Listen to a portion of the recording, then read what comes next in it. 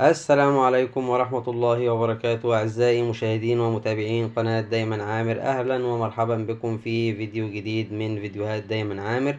النهاردة هنعمل حاجة كتير من الناس ممكن يحتار فيها، ولكن هي سهلة جدا، وهي دقة الكشري. ازاي نعملها زي اللي بندوقها وبنستخدمها وبناكلها مع الكشري في المحلات. الأمر بسيط جدا. معايا طاسة على النار زي كده، هبدأ إن أنا أولع النار عليها. بعد كده هجيب احط فيها معلقتين زيت ولا حاجة زي كده.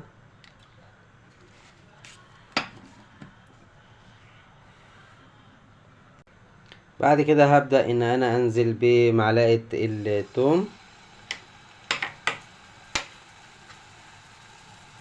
زي كده. انا مش عايز التوم يحمر، انا هنزل على طول بالفلفل.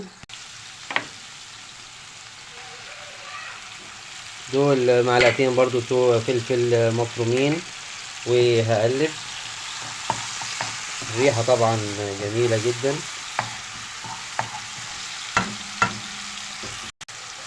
بعد كده بحط كوباية صغيرة خل، او نص كوباية من الكبيرة.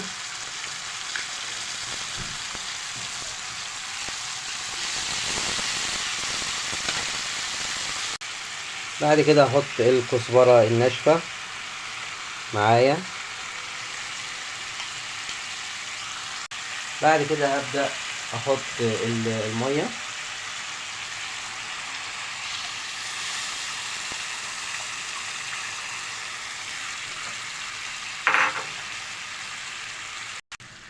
وهحط كمون،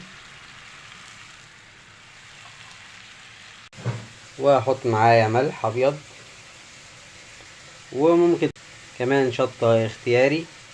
عايزة تحطيها حطيها، مش عايزة ما تحطيهاش. هنحط شوية شطة.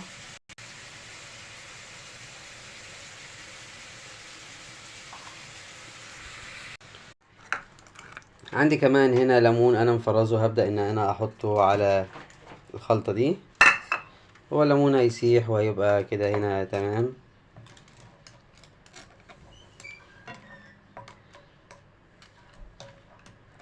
اقلب كده، وكده ابقى انا خلصت. هسيبها تبرد وهعبيها في ازازة، او لو عايز اسيبها في بولة زي كده اخد منها.